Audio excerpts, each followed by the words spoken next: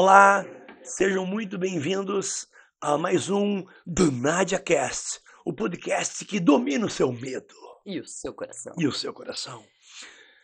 Para começarmos bem o nosso dia, dá uma sacada só agora, cameraman, no cabelo da Nádia. Olha o que é uma pessoa que sabe fazer bem uma escova. Conta pra gente como é uma escova bem feita, Nádia. Salão, né, meu bem? Salão, meu bem. Então você, mulher, que às vezes acha que é bobagem, deixar de lado isso, não vou me cuidar, não precisa. Precisa sim. Você, mulher, você é a flor do jardim que é a vida. Você embeleza a vida. O homem não veio para embelezar a vida nenhuma. O homem é um coadjuvante, o homem é um trabalhador. Ele está aqui para fazer uma forcinha. A mulher veio embelezar o mundo. Então, parabéns, Nádia. Hein, Dani, obrigada. Mas você tá falando isso porque eu cheguei atrasada e eu falei, Dani, olha o tamanho disso aqui, olha. Foi por isso? Ah, é verdade. Ela deu aquela pseudo-criticada no meu estilo mais Van Diesel, um estilo mais carequinha. Mas tá tudo bem, tá tudo tranquilo. Tá tudo tranquilo. Eu acho que é Um pertinente. estilo mais otimizado, eu Mais, diria. mais rápido, Mais né? rápido, é. Veja o quanto eu demoro para arrumar o meu cabelo de manhã. Zero, né? Hein, mas antes da gente começar nosso assunto hoje, a gente recebe várias dicas dos nossos amigos, dos ouvintes, e agora a gente vai começar os nossos podcasts dizendo assim: Olá, eu sou a Nádia Dietrich, tô aqui no DaniCast. Que mais? E você vai falar, e eu sou o Daniel de Almeida? Olá, eu sou o Daniel de Almeida, instrutor da Mente Ronin, educador físico, empresário, autônomo, Boss. investidor, pseudo-boss, porque ela é a boss, eu sou o pseudo-boss, eu sou o falso boss. Quando ela viaja, eu assumo o poder, que não tem muita função, porque ninguém me obedece, mas a gente assume. Então, esse é o nosso podcast, o podcast do coração. Exato. Entenderá por que é o podcast do coração? Porque o caminho é o caminho do coração. É. Mas falando sério agora, agora é sério. Para quem quiser saber um pouquinho mais sobre a gente, no primeiro episódio a gente fez um episódio só de introdução. Então, para quem tá chegando agora, tá começando a ouvir pelo último podcast, pelo último episódio, dá uma escutadinha lá no primeiro que tem todo nosso currículo vitae. Currículo vitae. E é interessante que a gente está fazendo esses podcasts e cada um deles tem uma temática e um assunto diferente. Então, se você quer assistir de forma aleatória, ótimo, até porque nós instituímos isso durante a execução dele, que seria atemporal, que você pode assistir qualquer um deles. Porque às vezes você está precisando escutar algo, e você vai e clica e, nossa, é bem o que eu precisava escutar. Então é interessante que você também vá fluindo pelos podcasts. Quem está acompanhando a gente desde o início, que eu sei que tem pessoas que toda sexta-feira, quando é lançado o episódio, elas assistem e nos mandam um feedback. Uhum. Isso é muito legal e muito importante para nós e para as pessoas que estão seguindo esse trajeto, porque é um trajeto, é uma jornada de autoconhecimento e de evolução própria, que cada um vai ter o seu momento. A gente sempre diz, né? O sol não nasce nem antes nem depois, porque você quer que ele nasce na hora que tem que nascer. Então não adianta você tentar controlar as coisas, deixe que as coisas fluam pela vida. Só que o que você pode controlar? São suas escolhas, são o que você vai fazer com o teu tempo, com os teus momentos. Eu tenho um professor que trabalha comigo, que é o Léo. Um abraço, Léo. Vai estar escutando andando de moto. Ele pega a sua motinho para ir trabalhar, ele coloca o fone no ouvido, escuta através do Spotify, ele escuta todo o trajeto que ele mora no Cabral, o estúdio é no Água Verde, ele vai escutando do Cabral ao Água Verde, ele vai escutando e sempre chega com uma pergunta ou outra. É muito interessante. Ou seja, você tinha um tempo que você está destinado a dirigir ou fazer algo, em vez de ficar escutando música, que é muito legal, não estou criticando a música, mas ele escolheu usar esse tempo para crescer como conhecimento. Isso também é interessante. E o legal é que sempre quando a gente menciona o nome de algum amigo ou faz alguma dedicatória aqui no podcast, todos eles vêm e falam: Ah, escutei o podcast, vi que você falou meu nome. E isso é muito legal pra gente, né? Porque a gente faz isso pra uma evolução nossa, mas pra poder ajudar as pessoas. E quando a gente vê que tá conseguindo atingir esse objetivo, que uma pessoa ouviu e fez sentido, a gente fica muito feliz, né? Muito feliz. E o nosso último podcast, que eu acredito que esse seja uma continuação, a gente falou sobre medo. Sobre o medo. Lembra? Isso.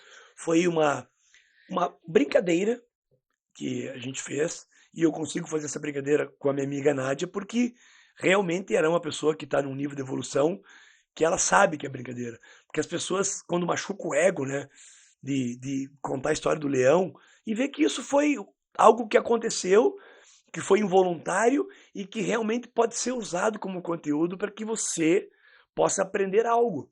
Vamos usar alguma coisa do meu agora, do meu conteúdo, Vamos. para tentar explicitar? Eu joguei nesse final de semana um torneio de dupla.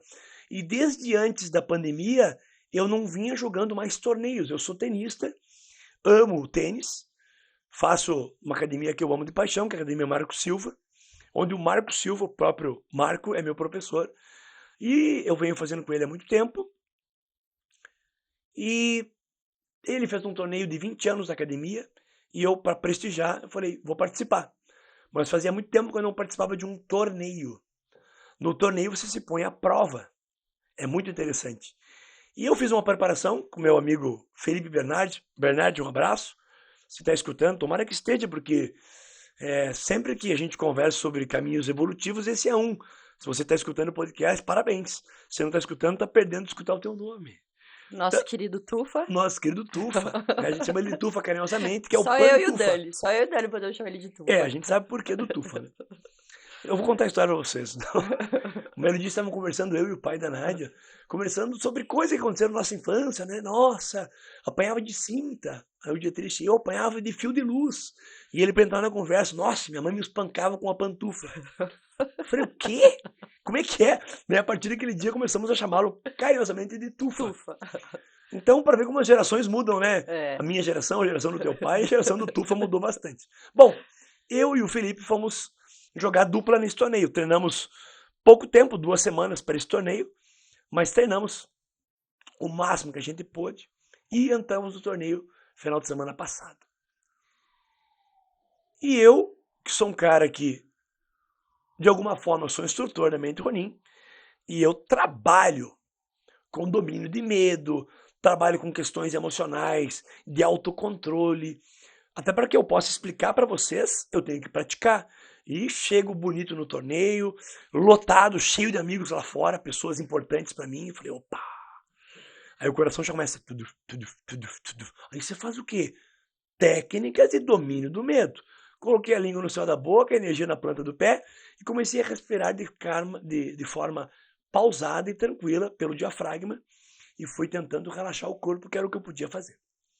E entrar em movimento. Então, eu fiquei andando entre as pessoas, cumprimentando a todos. Sempre que eu não era exigido a falar, eu estava com a língua no céu da boca. Aí teve uma hora que o Felipe se empolgou em conversar com as pessoas lá e eu tenho um foco específico no que eu tenho que fazer. Fui pro paredão para aquecer. Meia hora antes eu vou pro paredão.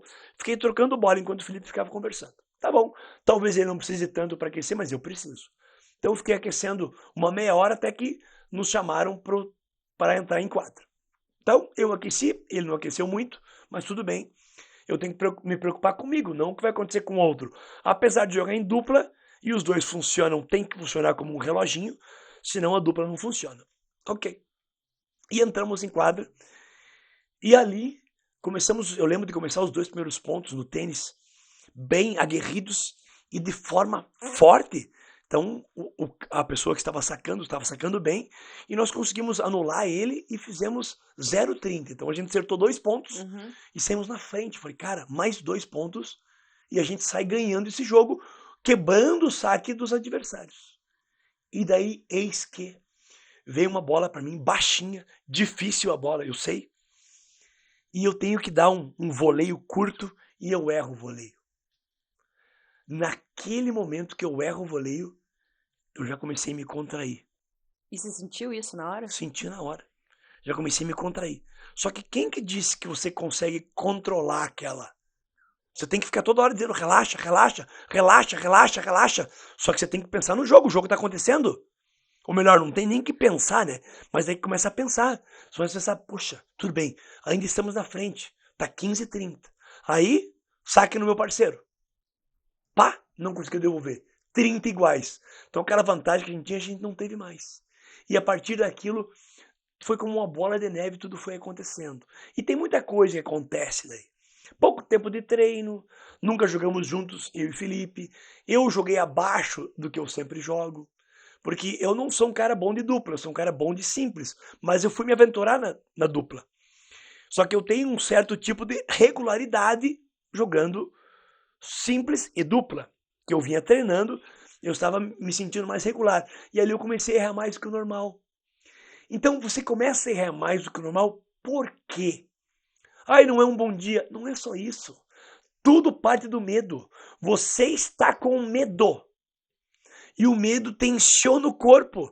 E se o medo tensiona o corpo, a tua técnica não sai perfeita. Então a bola que tinha que ser funda não é funda, fica mais curta. E você proporciona aos teus adversários uma bola boa para eles atacarem. Então você fica sempre na defensiva e vai só devolvendo bola. E não é assim na vida? Quando você fica só na defensiva e as pessoas estão te atacando, ou a vida ou algo está te atacando, você se contrai e quando você vê, você perde. E nós perdemos o primeiro jogo e ficamos fora do campeonato. Nossa, mas que triste. Não, não é triste, isso é a vida. E aí as pessoas me perguntam, nossa, então você perdeu. Eu falei, olha, por um lado sim, por outro não. Porque quando você descobre o que aconteceu, que daí eu fico sempre meditativo após um jogo, eu fui descobrindo cada parte que eu poderia melhorar. Eu não vou falar do meu companheiro que estava ali em quadra dando o melhor dele. Ele tem que ver o que ele errou, não eu. Mas da minha parte eu sei que eu fui, quando eu sou 80% no jogo, de presença de acerto, eu falo, fui 80%. Nesse eu fui 50%. Então a minha parte eu não fiz. Por isso que faltou para a gente talvez ter ido um pouco melhor. Então eu posso avaliar da minha parte.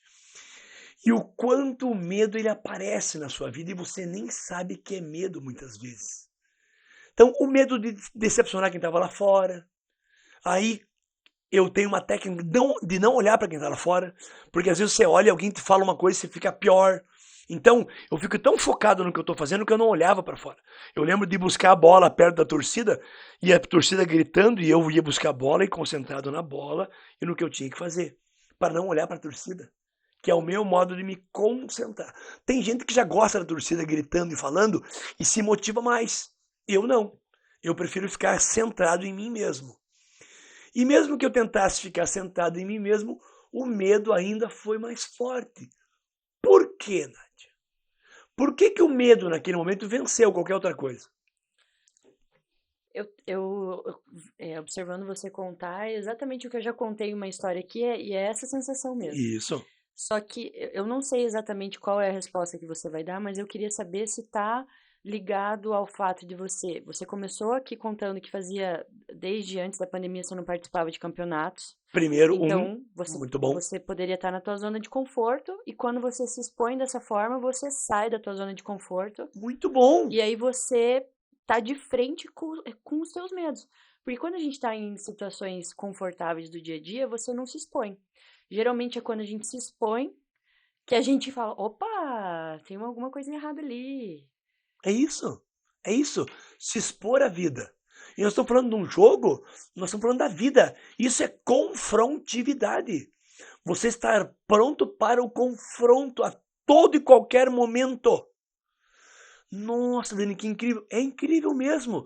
Porque a gente tem uma tendência a ficar na zona de conforto. Só que o conforto não te leva a lugar nenhum. Porque se o conforto levasse a algum lugar, você estaria deitado no sofá vendo Netflix. Todo ali deitado, com toda a força da gravidade te empurrando para baixo, te deixando inerte e parado. Sem movimento. Sem movimento. E a gente sabe que isso não é a vida. Isso A vida é movimento e crescimento. Enquanto que o ficar parado te leva muito mais à morte do que a vida. É só ver o que é estar vivo e o que é estar morto. Não é assim quando você vê uma pessoa num caixão que está ali. Eu sei que você é drástico agora, mas está ali vendo uma pessoa morta. Ok, fui lá no velório, estou olhando para ela. Ela está se mexendo? Não. Não. Ela está quente? Não. Está gélida. Você olha para o olho, geralmente está com o olho fechado. Mas se tivesse com o olho aberto, estaria brilhando o olho dela? Não. E quantas vezes você se olha no espelho e não vê mais brilho no teu olhar? Você não sabe, você está morrendo aos poucos. Se o teu olhar não brilha, você está morrendo aos poucos. Você está sem movimento. Você está acomodado na tua vida. Você foi, olha, eu tenho, sério, Você me deixou muito orgulhoso. Não porque eu sou teu professor, não, porque você é minha amiga.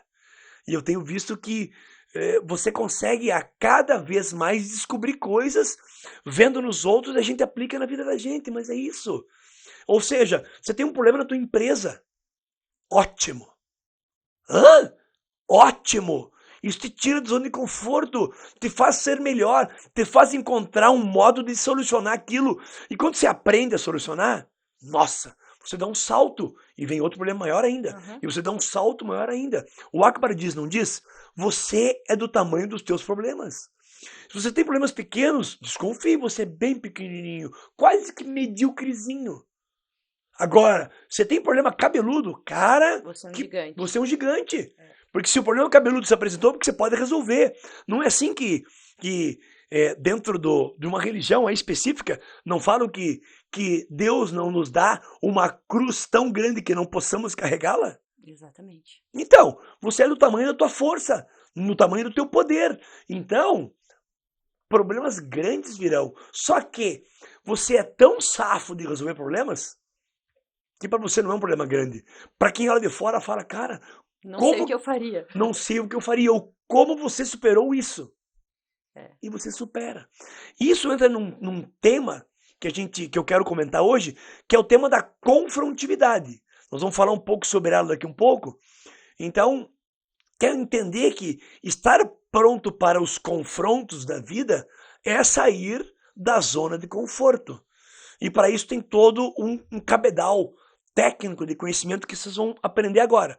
Mas, antes eu preciso passar um pouco para vocês dessas técnicas de controle do medo que eu apliquei naquele momento e que de alguma forma foram insuficientes. Por quê?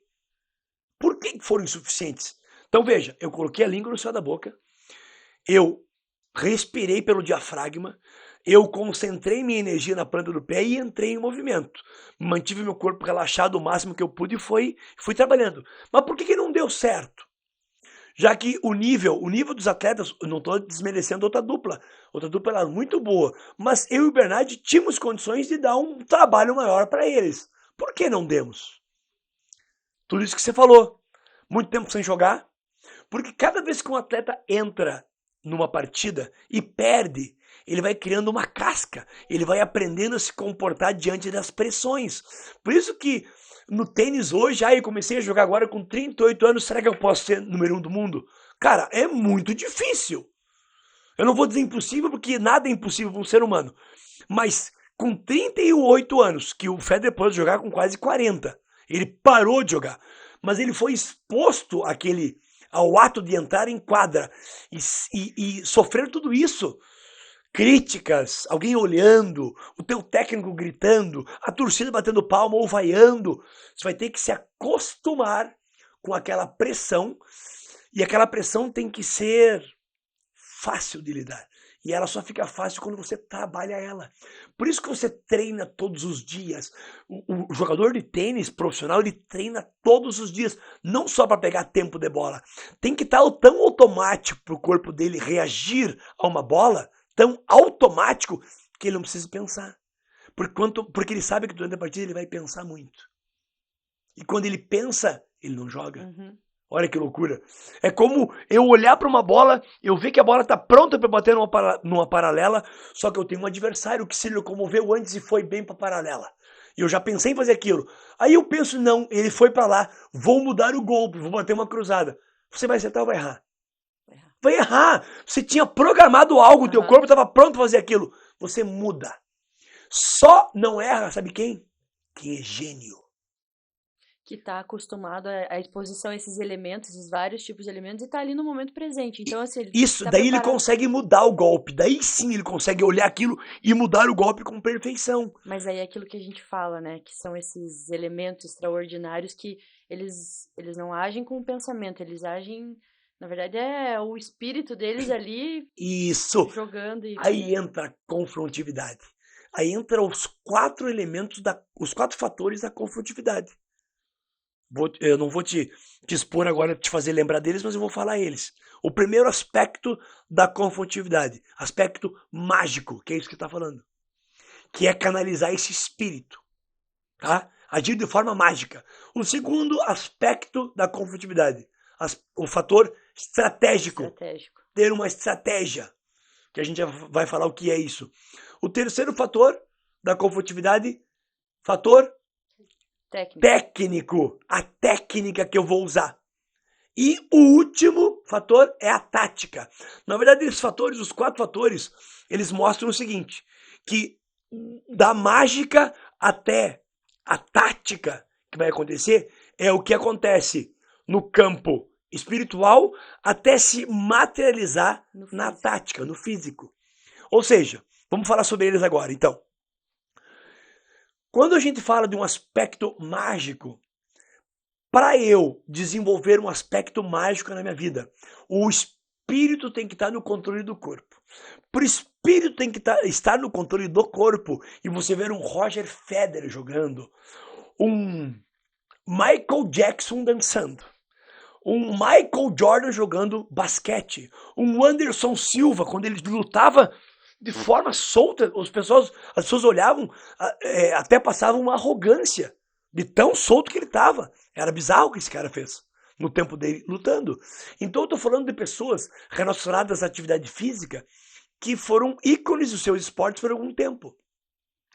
Então, de alguma forma, eles canalizavam algo mágico. Então, o aspecto mágico da confrontividade é você canalizar esse espírito. Para você canalizar, você tem que ter toda a parte de construção do eu pronta. Que é, o cara tem que se alimentar bem, o cara tem que fazer atividade física, ele tem que dormir bem e tem que beber água.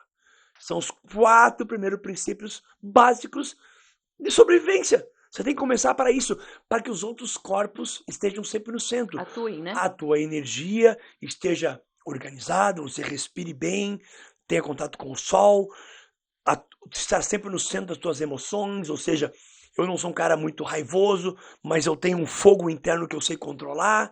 Também não sou muito pacato, porque senão eu durmo e fico meio depressivo. Então eu tenho que controlar as minhas emoções.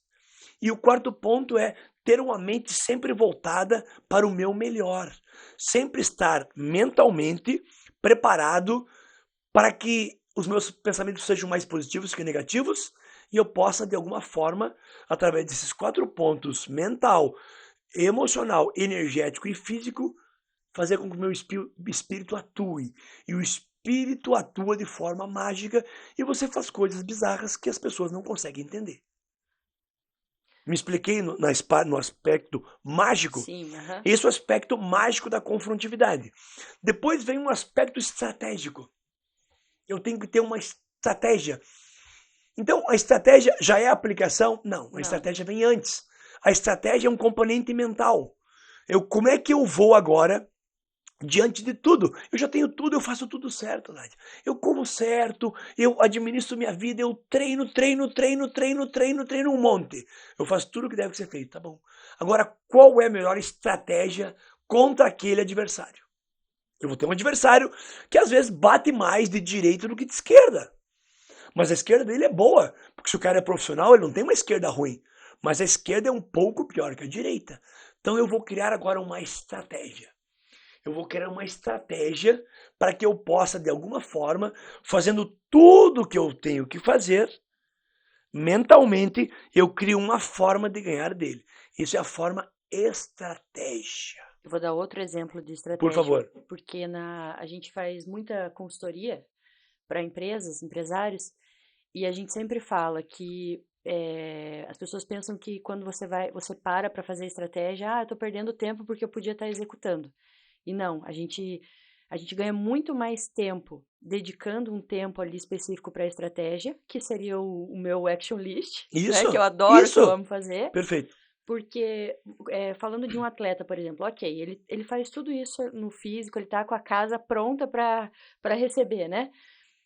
Qual que seria a estratégia para a carreira dele, por exemplo? Ele treina, ele é muito bom. Eu assisti, inclusive, aquele seriado da Serena Williams. Muito bom. Que o pai dela aplica exatamente isso. Isso mesmo. Ok, elas eram ótimas, elas ficaram treinando anos e anos. E a estratégia para a carreira? Agora elas vão começar a participar desse campeonato. Isso. Aqui elas não vão entrar, aqui elas vão. Então, estratégia é isso. Não Isso. adianta você ser o melhor e, eu sou o melhor, mas eu vou ficar aqui paradinho. Não, o teu físico, então vamos fazer um planejamento para tua carreira, para tua empresa, para tua vida. Essa seria a parte estratégica. Perfeito, perfeito. Então, quando a gente fala de um jogo, tem estratégia para o jogo, tem estratégia para a carreira, tem estratégia para o relacionamento, tem estratégia para tudo. Uhum. É só você usar a tua mente e criar estratégias para atingir o objetivo que você quer. Exatamente. Se o objetivo do pai da Serena e da Venus Williams era o quê? Ele dizia falava no filme, né? Uhum. Se você não assistiu, assista The King bom. Richard, o nome do filme, que conta a história do pai das duas. O cara criou duas atletas na mesma família, que é quase impossível. Uma ele dizia, você vai ser a melhor dos Estados Unidos. E a outra, que era a Serena Williams, ele dizia, você vai ser a melhor do mundo. E quando ele atuou... Nossa, arrepia. Quando ele atuou com a Venus, ele deslocou sua atenção para Venus e deixou a Serena de lado. Porque ela era mais novinha. Isso. E daí... Eu estou te contando o filme, porque eu preciso contar, porque isso é história. Muito do que a gente está falando aqui. É muito legal. E daí, a Serena foi disputar a primeira partida dela, valendo, e foi super bem, estava lá. E a Serena perde, porque houve uma... Você vai ver o filme. Houve algo que a adversária fez, que não é muito legal, mas ela fez. Quer sair no banheiro e ficar 20 minutos lá, para a Venus esfriar. Aí sei que no outro dia tá a Serena daí, pequenininha, parada, olhando assim pra quadra. E daí o pai chega do lado dela e fala assim, dei toda a atenção pra tua irmã, né? Foquei na Venus até agora. E ela entrou na carreira dela agora. E ela vai ser a número 1 dos Estados Unidos. Logo, logo. E a filha olhando pra ele. E ele dizendo, e você, porque eu deixei de lado... E você ficou forte, criou casca. Você vai ser a melhor do mundo. Uhum. Nunca ninguém vai fazer o que você vai fazer. É isso mesmo. E ela realmente virou, porque o que essa mulher fez, o que ela ganhou de Grand Slam, é uma coisa bizarra. Não foi só número 1 dos Estados Unidos, número 1 do mundo, por vários anos seguidos. Imbatível em quadra. Então... Mas quando as pessoas... Claro, ele bateu em muitas portas e todas fechadas. Mas sempre, desde o começo, desde a primeira porta que ele bateu, ele falava, eu tenho 2 filhas que jogam tênis, ele treinava elas vão ser as melhores tenistas do mundo. Ele sempre tinha teve toda a estratégia. Toda a estratégia. Tanto é que, assim, a gente vai ter que colocar, Kelly, em dicas de filme, esse filme lá e falar pra galera, porque é muito bom. E é justamente isso de confrontividade. Ele sabia o que ele queria. Sim, então, perfeito. Assim, e essa parte estratégica, a gente precisa saber o que a gente quer. Porque se você não sabe, você vai aceitar o que vem. Isso, perfeito. Quando você realmente é estratégico, você pensa, você sabe onde você quer chegar, o que você quer, você vai em busca daquilo e acontece. Você está dando uma mensagem pro universo. Eu sei o que eu quero, eu sei por que eu tô aqui. Isso mesmo. Não é isso? Perfeito, perfeito. Legal. E desse ponto da estratégia vem a segunda, que é a técnica. O que é a técnica? A técnica, eu vou falar primeiro do jogo, depois eu vou falar da vida. Então, uma técnica, eu desenvolver a minha técnica de bater de direita ou de bater à esquerda. Eu tenho uma técnica para executar isso. E minha técnica tem que ser o mais próximo do que eu posso fazer de perfeição para mim. Então, fazer aquela técnica por diversas vezes, treiná-la incansavelmente. É a técnica, é a ferramenta, as armas que você vai usar na batalha. Essa é a técnica. A técnica é, nossa Nádia, como você é organizada. É uma técnica. Você tem uma arma que é ser organizada. Use-a dentro da tua estratégia para ter sucesso. Eu diria que eu daria um exemplo seguinte. A gente sempre fala aqui que você não tem que dar ênfase naquilo que você tem de ruim. Você tem que dar ênfase naquilo que você tem de bom. Então, por exemplo, vou dar um exemplo da parte de consultoria que eu e o Anderson, meu irmão, a gente faz. Eu sou boa em uma coisa. Ele é bom em outra. Quando a gente vai prestar uma consultoria e ajudar empresários, cada um joga na sua posição.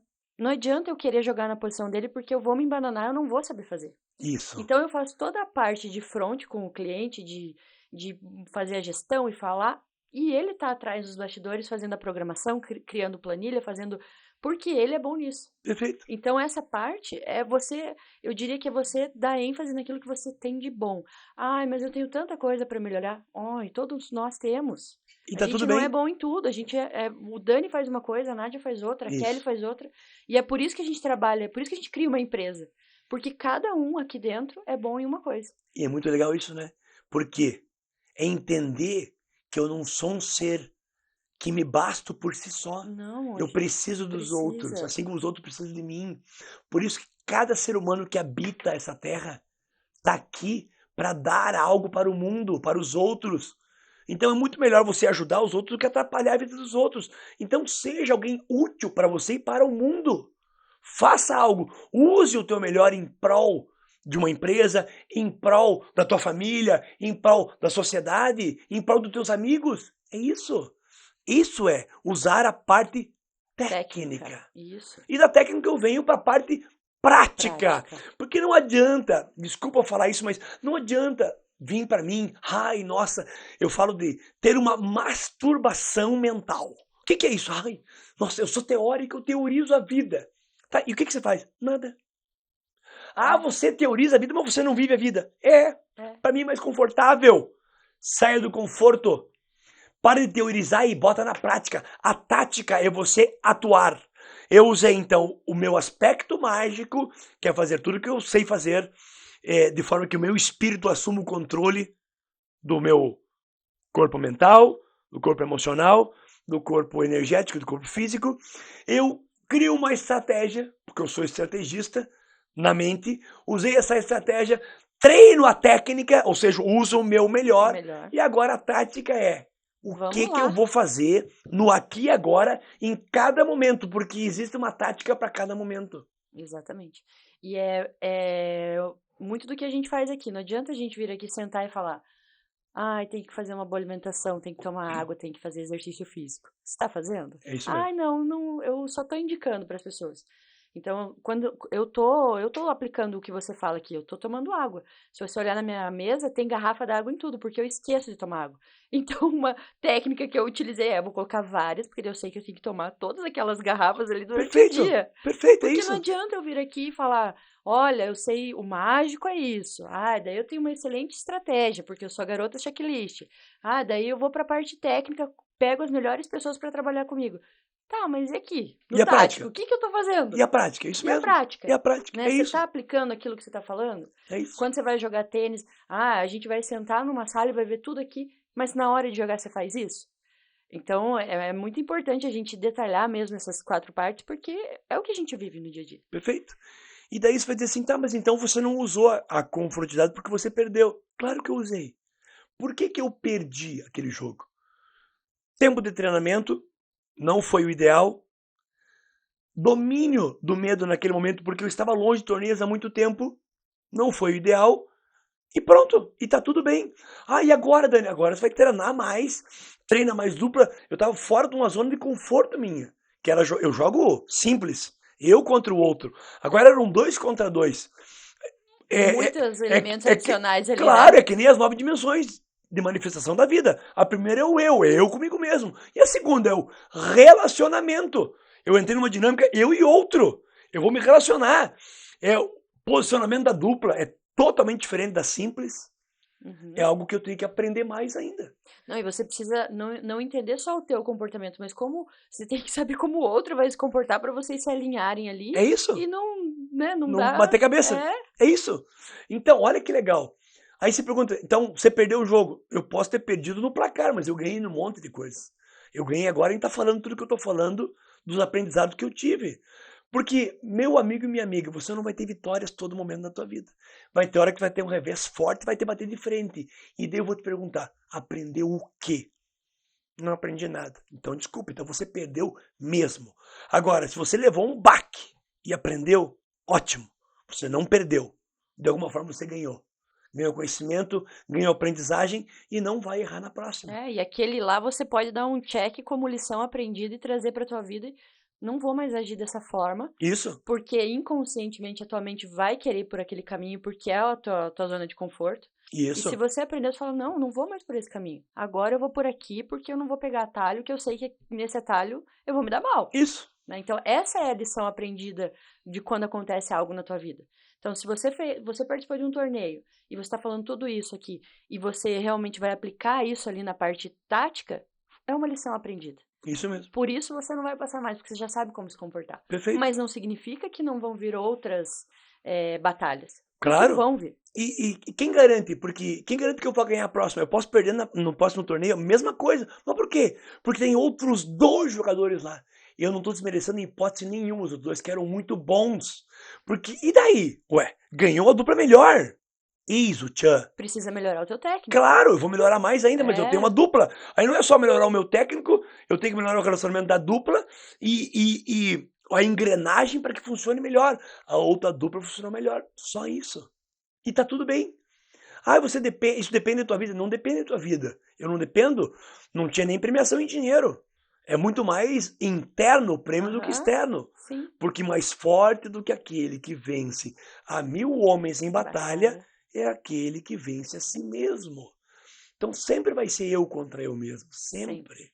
Então, entender que a confrontividade, que é uma dos 47 princípios da mente Ronin, estar pronto para o confronto me propicia a vantagem de entrar em afluência da melhor maneira possível. Porque estar pronto para o confronto é estar pronto para a vida. Já dissemos em vários podcasts, você não veio para a vida para... Ah, estou no Karma Cruzeiro, vim só relaxar, vim curtir a vida.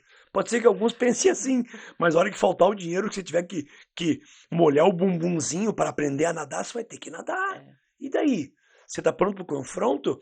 Você fez o que você deveria ter feito? Ou você sempre se apoiou em outros e sempre recebeu tudo de mão beijada, que é o que muita gente reclama dessa nova geração, né? Que inclusive tá pesado, né, para ter funcionários e pessoas que realmente vistam a camisa de uma empresa, né? Tá pesado, não tá, A gente tá indo para extremos diferentes, né? Mas não vamos dar spoiler, porque a gente tem mais um episódio dessa temporada que a gente vai gravar e vai trazer novidades para os nossos ouvintes. Tá vindo aí alguma coisa diferente, hein? Combinado, hein? Não vamos dar spoiler igual a gente deu do filme, hein? Mas o filme é muito bom, hein? Ah, eu gosto da spoiler. Assistam, então. Eu tenho que segurar ele. Assistam The King Richards e estejam sempre prontos para o confronto, porque a vida é um eterno confronto, não com o outro, mas sempre consigo mesmo. E como você disse, busque sempre o teu positivo, o teu lado de luz, porque onde existe a luz, não tem espaço para escuridão. Exatamente. Obrigado, gente. Valeu, Dani. Até Obrigado, o próximo. Nádia. Beijo!